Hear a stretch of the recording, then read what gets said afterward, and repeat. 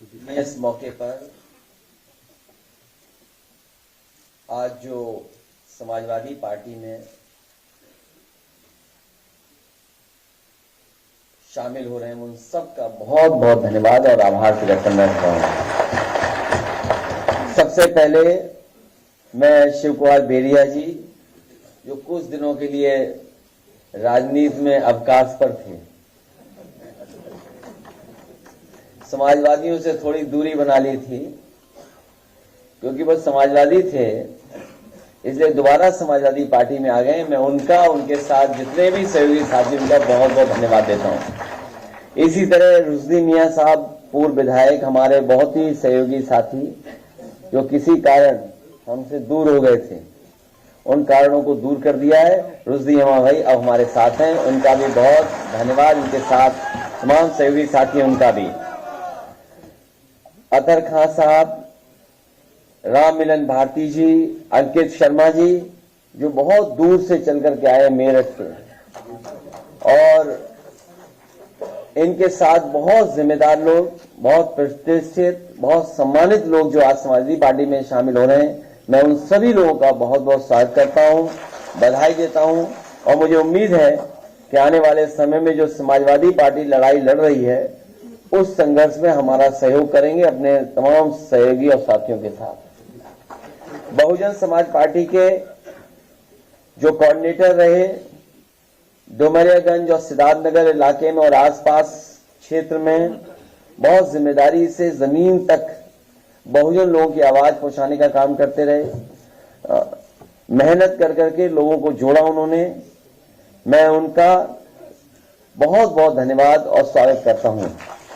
साथ ही राजा राजकुमार सिंह जी, जो जिनके पिता नेताजी के साथ बहुत लंबे समय रहे, बहुत लंबे समय समाजवादी पार्टी से जुड़े रहे, किन्हीं परिस्थितियों में हम लोग साथ नहीं रख पाए उनको, जिसकी वजह से हम लोगों के दूर चले गए थे। रितेश कुमार जी आज फिर समाजवादी पार्टी में शामिल हैं। हमें उम्मीद है इस आने वाले समय में हमारा पूरा सहयोग और मदद करने का काम करेंगे। और इनके सहयोगी साथी जिनके मैं नाम नहीं पढ़ पा रहा हूं, बड़ी संख्या में इस ऑडिटोरियम में, मैं एक एक साथी का बहुत बहुत धन्यवाद और आभार व्यक्त करता हूं।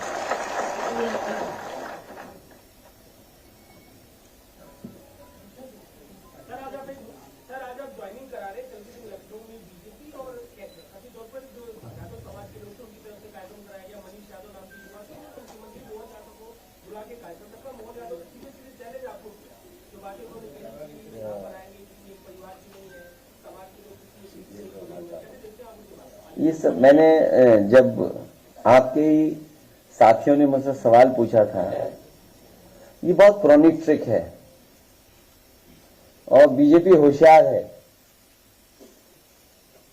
बीजेपी और बीजेपी के जो थिंक टैंक बड़ा होशियार है। कब कौन सी चाल चलनी है, कब ढाई चाल चलनी है, कब प्यादा चलना है। लेकिन हमारे पास बहुत सारे वजीर हैं, आप इनको पहचानते हैं? वो प्यारे मोहन हैं। उसी कार्यक्रम में इसलिए मैं कहना चाहता हूं, ये सब ओल्ड ट्रिक्स हैं। जब समाजवादी पार्टी अपना पीढ़ी परिवार बढ़ाने में जुट गई, तो इस लड़ाई को कैसे कमजोर किया जाए, कैसे ध्यान हटाया जाए, कैसे डिस्ट्रैक्ट किया जाए, उसका वो रास्ता अपना रहे हैं। लेकिन आपको दूसरा पहलू देखना चाहिए कि भारतीय जनता पार्टी के अपने ही लोग जिन्हें टिकट दी, कोई ना कोई बहाना ढूंढ रहे हैं, कोई ना कोई तरीका बता रहे हैं, या कोशिश कर रहे हैं कि उन्हें टिकट ना मिल जाए। तो इससे ज्यादा कमजोर भारतीय जनता पार्टी कब रही होगी, जब उनके ही लोग पार्टी या टिकट को छोड़ करके जा रहे हों। और फिर भारतीय जनता पार्टी को याद रखना चाहिए कि सिर्फ पेपर लीक से ही भाजपा के लगभग 2.25 लाख वोट लीक हो चुके हैं। इसकी भरपाई कहां से होगी? कितने वोट लीक कर गए उनके? 2.25 लाख। और भारतीय जनता पार्टी को कम से कम जनता का ये जवाब देना चाहिए कि अगर हम आंकड़े ठीक तरीके से जनता को समझा ले जाएंगे तो जनता के सामने क्या जवाब होगा भारतीय जनता पार्टी का पास? क्या 1 लाख किसान आत्महत्या कर चुका जब से भारतीय जनता पार्टी सरकार में आई है। 1 लाख किसान, और आंदोलन के तहत जिनकी जान गई वो भी हजारों हैं। ये वो लोग हैं जो 3 काले कानून लाए थे। कितने किसान शहीद हो गए, और आज भी किसान आंदोलन कर रहा है और एमएसपी मांग रहा है। क्या एमएसपी देने का इनके पास कोई रास्ता है? और रास्ता भी कैसे बनेगा जब उधार पैसा बढ़ गया हो, देश के ऊपर कर्ज बढ़ गया हो। जिस सरकार ने नोटबंदी की हो और उसके बाद कर्ज बढ़ा हो, और फिर 15 लाख करोड़ से ज्यादा किसान का कर्ज माफ नहीं किया, बड़े बड़े उद्योगपतियों का कर्ज माफ किया। और हो सकता है जिन किसानों का कर्ज माफ होना चाहिए नहीं किया, या हम दूसरे तरीके से देखें, वो कभी जांच का विषय भी हो सकता है कि जिन उद्योगपतियों का कर्ज माफ हुआ है, क्या उन्होंने इलेक्टोरल बॉन्ड्स तो नहीं दिए थे भारतीय जनता पार्टी को? यह बड़ा सोचने का सवाल है कि कहीं ऐसा तो नहीं भारतीय जनता पार्टी ने जिन उद्योगपतियों का कर्ज माफ किया हो उनसे इलेक्टोरल बॉन्ड्स भी लिए हों और बाद में उन्हीं उद्योगपतियों को कर्ज दे दिया। दुनिया में हमें बताओ कौन सा देश इस तरह की अर्थव्यवस्था चलाता होगा जहां पर पहले तो लोन दिया जाए, जब वो डिफॉल्टर हो जाए तो उनका कर्ज माफ हो, फिर उन्हें कर्ज दे दिया जाए और कर्ज के माफ करने के बहाने इलेक्टोरल बॉन्ड्स ले ली जाते हो। अरे हमने तो कह दिया जांच की मांग, सुना नहीं आपने या स्किप कर गए वो भी आप? इसलिए जहां किसान की आय दोगुनी का वादा किया था, क्या किसान की आय दोगुनी होगी इस महंगाई में? और फिर नौजवान, वो बेटी जो इसने आत्महत्या कर ली, क्या कहा उसने? माफी मांगी पिता और मां से, मां और पिता से माफी मांग करके उसने आत्महत्या कर ली क्योंकि पेपर लीक हो गया, वो अपना भविष्य बनाना चाहती थी। दूसरा कन्नौज का बेटा ब्रजेश पाल, उसने अपनी जान दे दी डिग्री जला करके। जो लोग निवेश का सपना दिखा रहे थे और बड़े बड़े आयोजन कर रहे थे, आप लोगों को ब्रेकिंग सेरेमनी में बुला करके आपको कूपन दे रहे थे खाने का, बताओ, कूपन दिया प्रेस के लोगों को खाने का कि खाना खाए बिना मत जाना। कहां है नौकरी, कहां है रोजगार? और बताओ कितने नौजवानों की जान जा रही है, आत्महत्या कर रहे हैं। तो इसका सवाल का जवाब है कि सरकार के पास कोई? इसीलिए भारतीय जनता पार्टी के लोग घबराए हुए हैं, ये जनता को फेस नहीं करना चाहते हैं। आय दोगुनी हुई नहीं, नौकरी मिली नहीं, और फिर नौजवान कहां खड़ा है? इजराइल जाने के लिए वॉर जोन में। पता नहीं भर्ती और ज्यादा ना खोल दें कि जिसको आना है आइए। शुरू में तो पत्रकार साथी भी गए थे कवर करने, जब वहां मामला खराब हुआ ज्यादा तो पत्रकार साथी सब बाहर वापिस आ गए भारत। लेकिन अब नौजवान जा रहा है। सोचो कैसी सरकार है जो गरीबी को एक्सप्लॉइट कर रही हो, गरीबी को एक्सप्लॉइट कर रहे, गरीबों को एक्सप्लॉइट कर रहे हैं, क्योंकि नौजवान के हाथ में नौकरी रोजगार नहीं है। यहां पे वो मजबूरी में अपना भविष्य बनाने के लिए और परिवार की देखभाल के लिए वो विदेश जा रहा है, वो भी कहां? वॉर जोन में। रशिया भेज दिया, वहां लड़ रहे हैं बेचारे यूक्रेन में। तो ये सब सवाल हैं जिनका जवाब भारतीय जनता पार्टी के पास नहीं है। और डबल इंजन की सरकार को, या डबल इंजन की सरकार जो कहती है हम न जाने कितना मुनाफा और लोगों को लाभ पहुंचा रहे हैं, अभी किसान चाहे बुंदेलखंड हो या उत्तर प्रदेश के दूसरे हिस्से का, क्या उसकी डबल मदद हो रही सरकार से? कम से कम अब तो सरकार सोचे और डबल मदद करे उनकी। जो नुकसान हुआ है ओलावृष्टि और बारिश से और आंधी तूफान से, जो डबल इंजन की सरकार है, क्या किसानों की डबल मदद करेगी? दिल्ली और लखनऊ मिलकर के जो नुकसान हुआ है क्या भरपाई करेगी सरकार? अखिलेश जी, कल कार्यक्रम मोहन यादव का था, नारे लग रहे थे अखिलेश यादव जिंदाबाद, दुहाई देने लगे कि यूपी में ससुराल है हमारी, कुछ वक्त तो। प्यारे मोहन जिंदाबाद। आप बेरोजगारों की बात कर रहे हैं, नौजवानों की बात कर रहे हैं, अग्निवीर की बात कर रहे हैं, पेपर लीक की बात कर रहे हैं, और ये सब सवाल जवाब सरकार से करते हैं, सरकार धर्म को आगे करती है और धर्म को आगे करने के बाद इन सब मुद्दों को जो है भटका देती है। इससे आप कैसे काउंटर करेंगे आप? जो इन सवालों का जवाब आज नहीं दे रहा है, उससे बड़ा कोई अधर्मी नहीं हो सकता।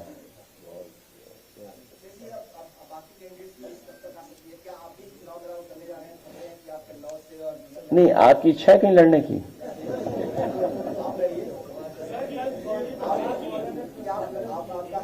बहुत जल्दी तय हो जाएगा सब। अब बीजेपी की सूची देखिए आप, क्या सूची है वो, जो सब हारने वाले हैं।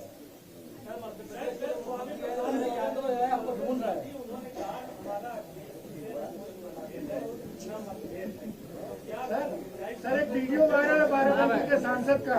नहीं, जो बात आप कह रहे हो, सर वो बाराबंकी मौसम बदल गया। बाराबंकी के सांसद का वीडियो बताया जा रहा है, वायरल हो रहा है। क्या है, मैं सुना नहीं। बाराबंकी के एक सांसद का वीडियो किस पार्टी के हैं, किस पार्टी के?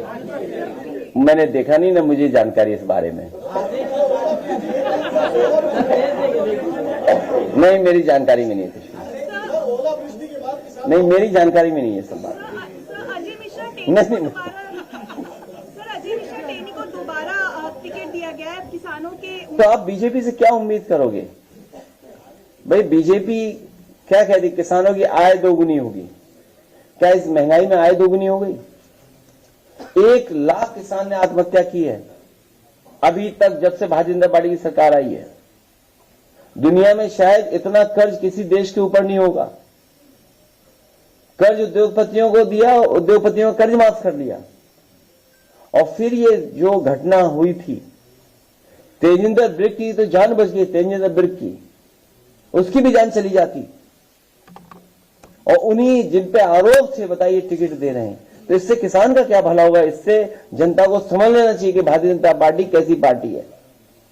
अब पार्टी विद डिफरेंस यही है कि जो चाहो सो करो और हम तो आपके साथ हैं। सर जो आप ओलावृष्टि के बाद प्रधानमंत्री के क्षेत्र से लेकर मुख्यमंत्री क्षेत्र तक किसान बहुत परेशान है, लगातार उनकी फसल नष्ट हुई है और अभी तक कोई इस तरीके का उनको मदद जमीन। इसमें प्रधानमंत्री जी का क्षेत्र और मुख्यमंत्री क्षेत्र से क्या लेना देना है? जो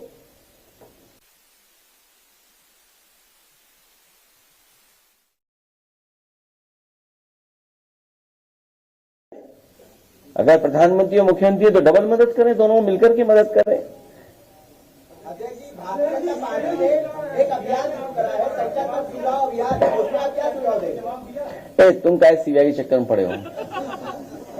हैं? ले, हमारा कोई मुद्दा नहीं है, हम बहुत दिनों से हैं। भारतीय जनता पार्टी में और भगवान ऐसी कृपा करे इनके मालिक की भी सीबीआई जांच हो। अखबार है अमर उजाला, उनका फार्म हाउस है बरेली में और कारोबार है कहीं और भी। ये सवाल का जवाब ही है। जब बात किसान की चल रही तो सीबीआई क्यों ले आए आप? ए भगवान, इनकी जरूर जांच हो। नहीं, देखिए ऐसा है, ये सीरियस मत लो आप, सीरियस मत लो। बहुत दिल पे ले ली इन्होंने बात। अरे दिल पे ले ली इन्होंने, हमारे वाले के पत्रकार हैं, दिल पे ले ली इन्होंने, ले ली, दिल पे ले ली। अरे मैं बात कर दूं ना? अरे शांति हो जाए थोड़ी देर। सर आपने बिहार में सर 80 और 40 का नारा दिया है, देखिए हमारे पत्रकार साथी वैसे सीरियस हो गए।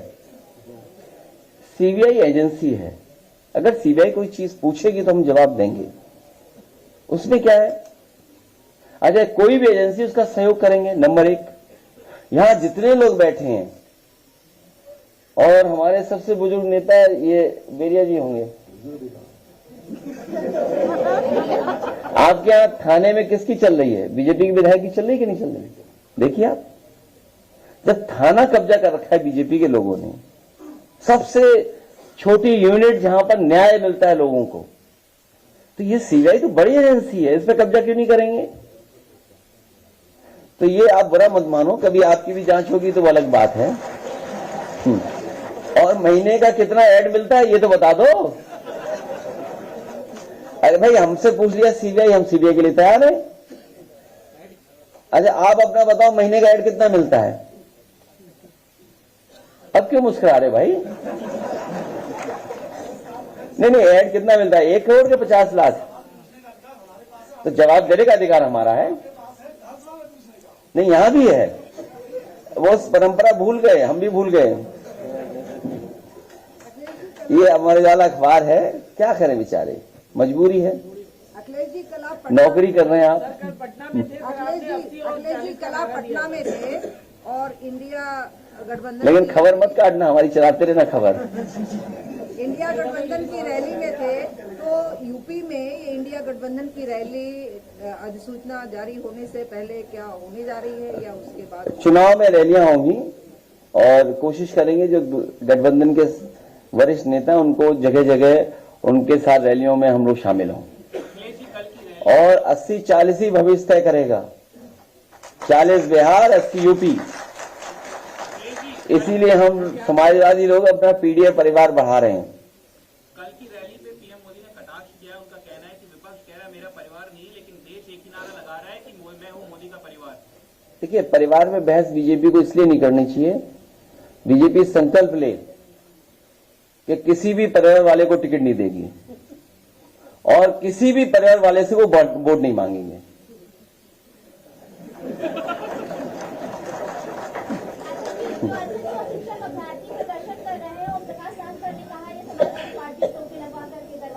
क्या चीज? जो शिक्षक अभ्यर्थी प्रदर्शन कर रहे हैं, ये कहा है कि लाल टोपी लगाकर प्रदर्शन बीजेपी रहेगी तो नौकरी भी खत्म हो जाएगी, आरक्षण भी खत्म हो जाएगा। इसलिए कई मौकों पर कहा कि ये समुद्र मंथन की तरह संविधान मंथन का समय है। एक तरफ वो लोग हैं जो संविधान के रक्षक हैं और दूसरी तरफ वो लोग हैं जो संविधान के भक्षक हैं। जो अधिकार हैं वो छीने जा रहे हैं। इसमें सवाल किसी दल का नहीं है, उन बच्चों का है जो कई दिनों से, कई साल से वो न्याय मांग रहे हैं सरकार से। हम उन बच्चों को भरोसा दिलाते हैं, जब कभी भी समाजवादियों को जनता ताकत देगी उनको न्याय देंगे और जो हक और सम्मान उन्हें मिलना चाहिए संविधान के तहत, उसके लिए लड़ाई समाजवादी पार्टी लड़ेगी।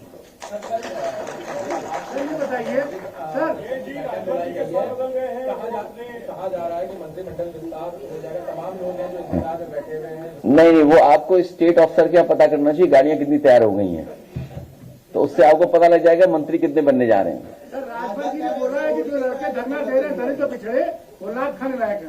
क्या राजभर जी ने बोला है कि दलित और पिछड़े लड़के जो आंदोलन कर रहे हैं वो लात खाने लायक। वो खुद जाके वहां क्या खा रहे हैं?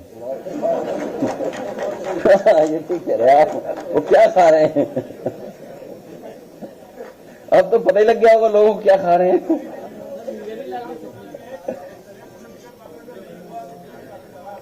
चलिए, मैं प्रेस के साथियों का धन्यवाद देता हूं, लेकिन प्रेस के साथियों जो लखनऊ वालों से भी तो पूछा करो ये सब सवाल, केवल हमसे ही पूछते हो। वहां नहीं जाते सरकार में पूछने? सवाल नहीं होते?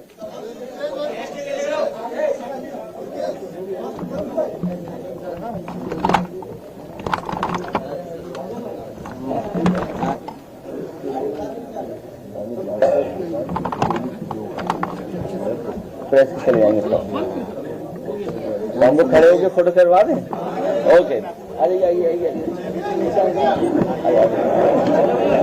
अभी हाँ एक तुम्हें बताया। समाजवादी पार्टी में शामिल हो रहे हैं उन सबका बहुत बहुत धन्यवाद और आभार प्रकट करना चाहूंगा। सबसे पहले मैं शिव